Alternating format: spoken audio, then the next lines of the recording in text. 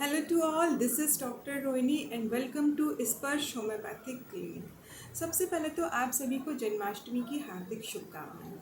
दोस्तों, आज मैं बात करने जा रही हूँ यूरिनरी ट्रैक्ट इन्फेक्शन के बारे में और उससे जुड़ी होम्योपैथिक दवाओं के बारे में। तो ये वीडियो आप लोग लास्ट तक ज़रूर देखिएगा। मैं आशा करती हूँ ये वीडियो आप सभी के लिए बहुत इन्फॉर्मेटिव होगा।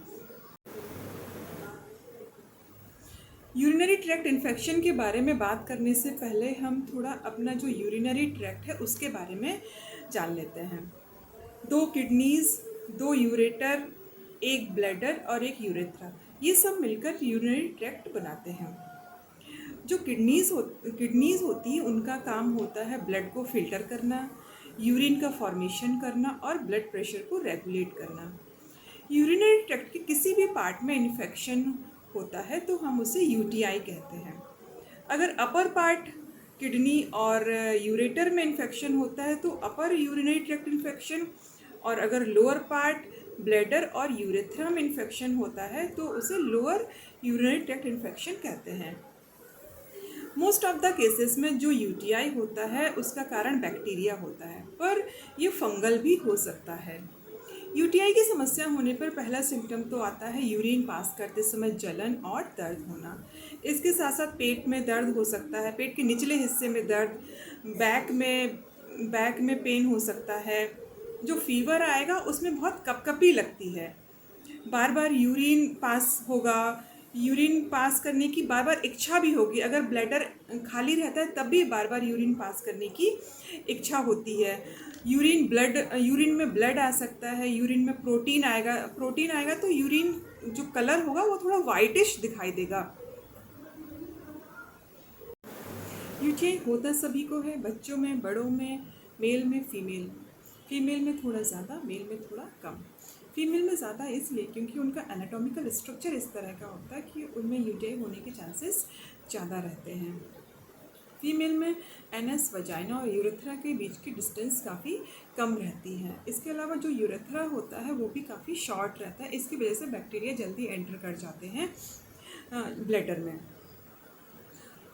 सेक्सुअल एक्टिविटीज़, कॉन्ट्रासेप्टिव मेजर्स जैसे कि डायफ्राम और स्पर्मेडिसाइडल का यूज़, स्प्रेस का यूज़, पब्लिक टॉयलेट को यूज़ करना और बाहर रहने पर बहुत देर तक यूरिन का होल्ड करना भी फीमेल्स में यूटीआई होने के बड़े कारण हैं।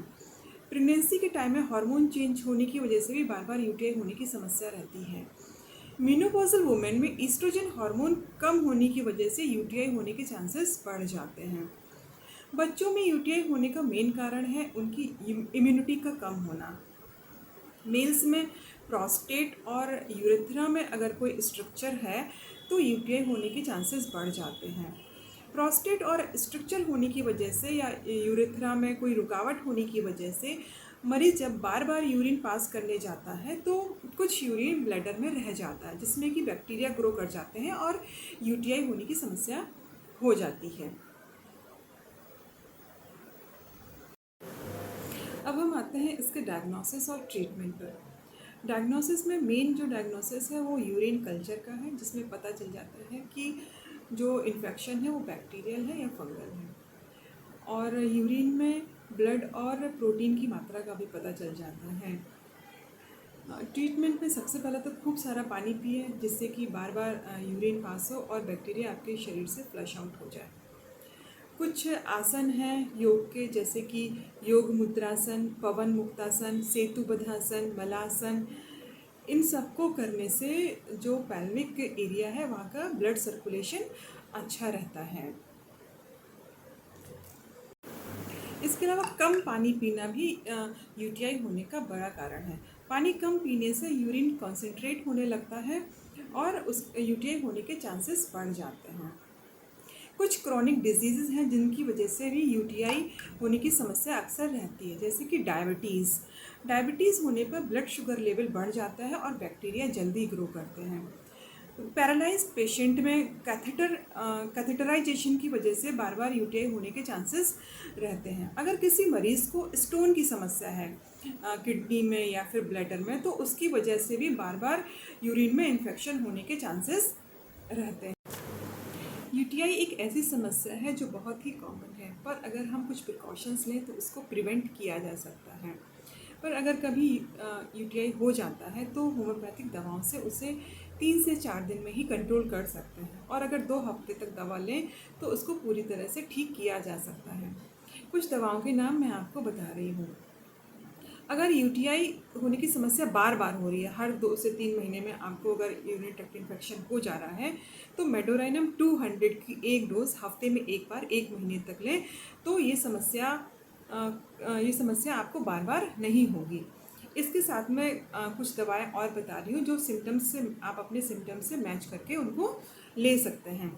अगर यूरिन में जलन बहुत ज़्यादा है, यूरिन के पहले पास करने के पहले, यूरिन पास करने के दौरान और यूरिन पास करने के बाद भी जलन बहुत हो रही है और ठंड लग रही है और बुखार भी आ रहा है, तो कैंथेरिस 30 की 2-2 बूंद सुबह दोपहर शाम 1 हफ्ते तक लें तो आपको आराम हो जाएगा।